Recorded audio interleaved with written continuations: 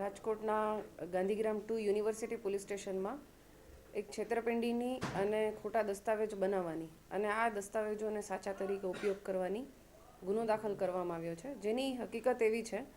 કે મિન્ટીફી ફિન્સર્વ private limited કરીને finance company છે, એની રાજકોટની બ્રાન્ચ મેનેજર,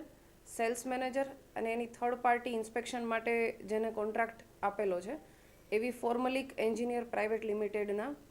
અધિકારી, આ 3 અને સાથે સાથે 13 જેટલી પ્રાઇવેટ કંપનીઓ છે જેના ઓનર આ બધાએ મળી અને જે મશીનરી હોય અલગ અલગ કંપનીમાં એ મશીનરીના ખોટા બિલો બનાવી એને જે ફાઇનાન્સ કંપની છે એમાં રજૂ કરી અને એનું થર્ડ પાર્ટી ઇન્સ્પેક્શન કરાવી અને આ જે કંપની છે એના નામે આ 13 કંપનીઓના નામે અલગ અલગ જે એના ઓનર છે એના દ્વારા લોન પાસ કરાવવામાં આવેલી છે. આ લોકોએ એક ગુનાહિત કાવતરું રચી અને જે મિન્ટીફી ફિન્સર્વ પ્રાઇવેટ લિમિટેડ કંપની છે એને 4,13,31,517 જેટલી લોન પાસ કરાવી અને છેતરપિંડી આચરેલ છે, જેનો યુનિવર્સિટી પોલીસ સ્ટેશનમાં ગુનો દાખલ કરવામાં આવેલો છે અને આના ટોટલ અત્યાર સુધીમાં 8 આરોપીઓ પકડવામાં આવેલા છે. આ લોકો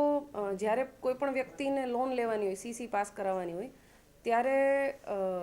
જે તે કંપની છે એ નામની કંપની કોઈ છે એ કંપનીમાં એના ડોક્યુમેન્ટ્સ, એની જે મશીનરી હોય કંપનીના સ્થળ પર એ મશીનરીના બિલ્સ રજૂ કરવા પડતા હોય છે, જે સીસી મેળવવાની હોય એમાં એના ડોક્યુમેન્ટ તરીકે. તો એ બિલ્સ અને એ જે કંપની જેણે લોન માટે અપ્લાય કર્યું છે એ આના જે સેલ્સ મેનેજર હોય આ જે બ્રાન્ચના એ સેલ્સ મેનેજર આવી બધી લોન જેને મેળવવાની હોય એવા લોકોને શોધીને લાવતા હોય છે. તો આ જે સેલ્સ મેનેજર છે એ આવી કંપનીઓ શોધીને લાવે અને એમાં જે થર્ડ પાર્ટી ઇન્સ્પેક્શન કરનાર કંપની છે એના અધિકારી છે અમિત ધરેજિયા કરીને. આ અમિત ધરેજિયા છે એ જે તે કંપનીની જગ્યાએ જઈ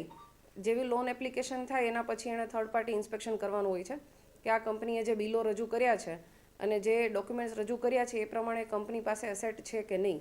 તો આ અસેટ ચેક કરવાની જવાબદારી, એનું ઇન્સ્પેક્શન કરવાની જવાબદારી થર્ડ પાર્ટી જે ઇન્સ્પેક્શન કંપની છે એની હોય છે. આ થર્ડ પાર્ટીના અધિકારી એટલે કે અમિત ધરેજિયા છે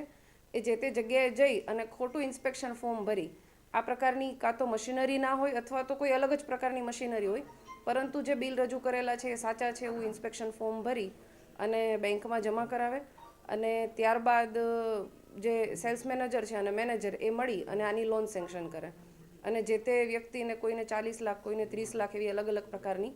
કંપનીને લોન આપવામાં આવે છે. અત્યાર સુધી જે આ છેતરપિંડી થઈ છે એવી ટોટલ 13 લોન આપવામાં આવેલી છે. એમાં મેં કહ્યું એ રીતે કોઈ 40 લાખની છે, કોઈ 30 લાખની છે, એવી અલગ અલગ અમાઉન્ટની છે. આ 13 કંપનીને જે લોન આપી છે એનું મળીને અમાઉન્ટ 4,13,31,000 જેટલી થાય છે. હા, આના જે મેનેજર છે સેલ્સ મેનેજર અને થર્ડ પાર્ટી ઇન્સ્પેક્શન કરનાર, આના મેનેજર છે હિતેન્દ્રસિંહ સુખદેવસિંહ ઝાલા અને થર્ડ પાર્ટી ઇન્સ્પેક્શન કરનાર છે અમિત ધરેજિયા અને એના સેલ્સ મેનેજર છે આકાશ વ્યાસ. આ જે વ્યક્તિ લોન અપ્લાય કરે એની જે લોન સેન્કશન થાય એના અમુક પર્સન્ટેજ જે થર્ડ પાર્ટી ઇન્સ્પેક્શન કરનાર છે એ આ ખોટા ફોર્મ ભરવા માટે અથવા તો ખોટા બિલ રજૂ કરવા માટે એની પાસેથી કમિશન મેળવતા હતા. એ જ રીતે સેલ્સ મેનેજર છે એ અને મેનેજર આ પણ કમિશન મેળવતા હતા. આ કંપનીએ જ્યારે અમુક જે લોન છે એ ડિફોલ્ટર થઈ, એનપીએ થઈ,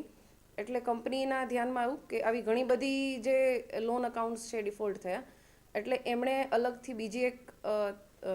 થર્ડ પાર્ટી ઇન્સ્પેક્શન કમિટીની રચના કરી અને કંપની દ્વારા જે તે જગ્યાએ જઈ જાતેથી વેરીફાઈ કરવામાં આવ્યું તો જાણવા મળ્યું કે આમાં ખરેખર જે બિલો રજૂ થયા છે એ પ્રકારની કોઈ મશીનરી છે જ નહીં અને આ જે વ્યક્તિઓ છે જે બેંક અકાઉન્ટના હોલ્ડર, આ જે 13 અકાઉન્ટના હોલ્ડર્સ છે